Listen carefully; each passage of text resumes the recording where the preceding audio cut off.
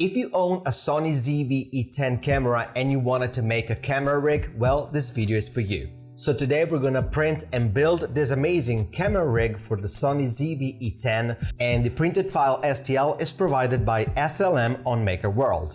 Hey guys, welcome back to the channel. My name is Alessio and this is Spectrum Filaments. This camera rig was 3D printed with a really special material, ASA 275. And you may be wondering, what the hell is 275? Well, I can tell you. One of our best-selling filaments. While this ASA is more expensive than standard ASA on the market, it has one huge advantage. It's genuinely low warp. That means you can print it on open frame printers, even large parts. And here's another practical example right in front of me.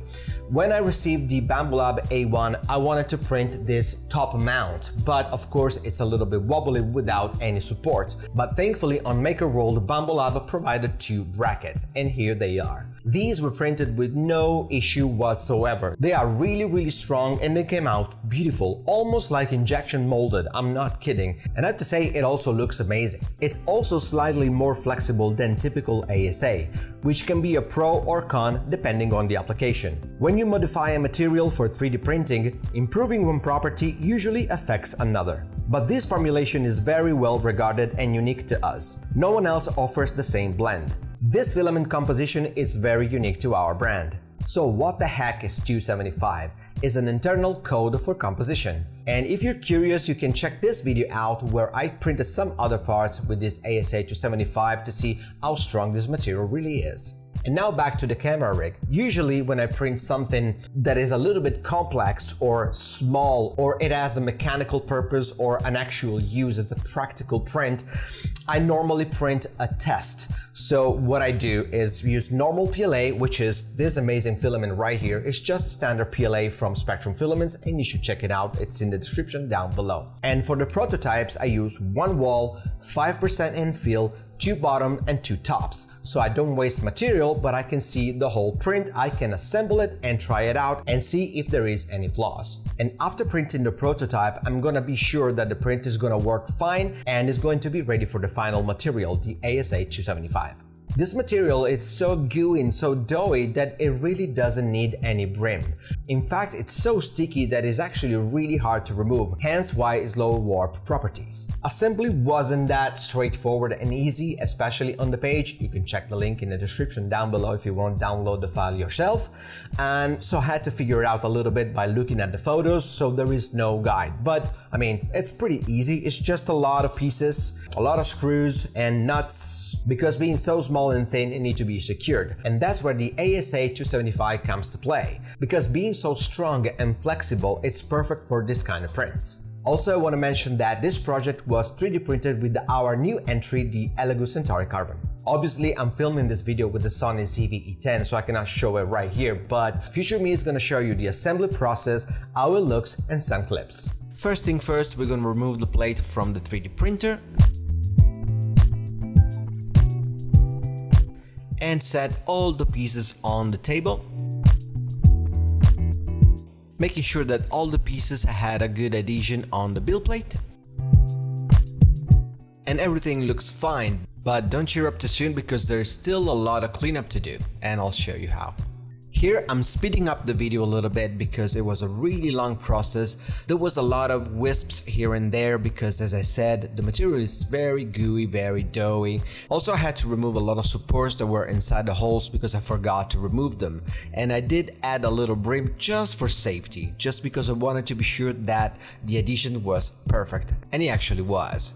And here I'm using a deburring tool just to clean up all the edges, and like I said, it took me probably 20 minutes even though this footage is all sped up. First thing, I was making sure that the actual print was matching with the prototype, so I was checking back and forth if everything was fine. In terms of other materials, what do we need for this build is super glue, just in case you are not able to screw all the parts together, and if you want to screw them with nuts and screws, we need M3x10 or M3x15 with respective nuts. Here I'm just following the photos on makerworld.com just to make sure I'm doing it correctly, but I've done it before with the prototype, so I know already what to do. I'm just making sure that the frame attaches to the front side and then carefully placing the nuts in the respective slots. Some of the holes you might find them too tight and some of them you might find them too loose, but that's okay because that's due to material expansion and contraction. And talking about super glue, you can see me here using it to attach the bottom part because, as I said, some of the holes are too loose. And you're slowly attaching the frame to the actual camera. The bottom part is actually pretty straightforward because there is a big hole for the battery holder. And finally attaching the last part to the frame. And here is me realizing when attaching the bracket that it wasn't fitting.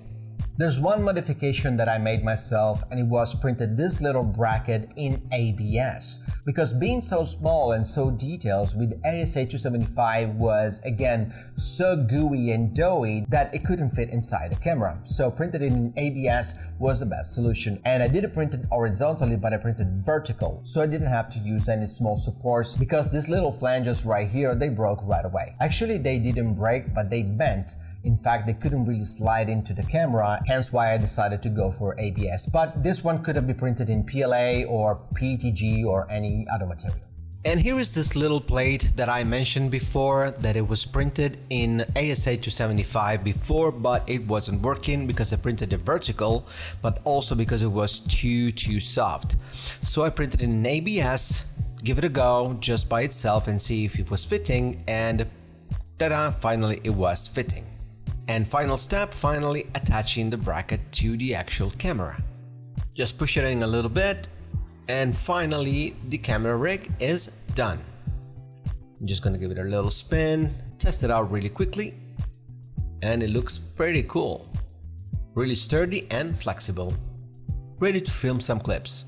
And here we can see that the battery holder can still be opened, and you can still screw in your release plate for your tripod right there at the bottom. There is one screw right there.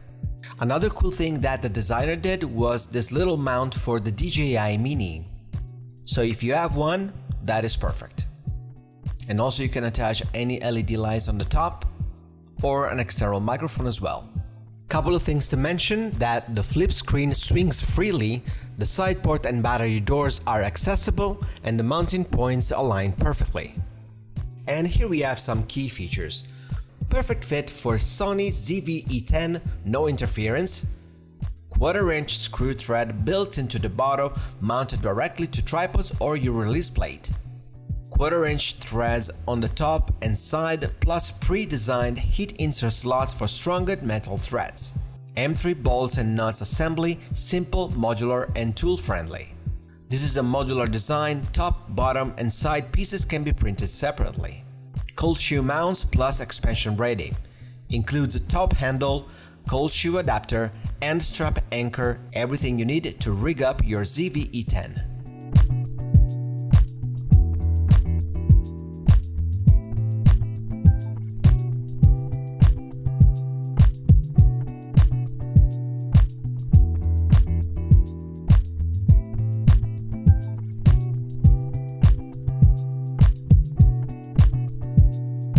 Well, we can fairly say that the outcome of this project speaks for itself, with a really nice quality and finish, plus being really strong and flexible, perfect for a project like this. The links for standard PLA and this amazing ASA 275 are in the box down below if you want to purchase them.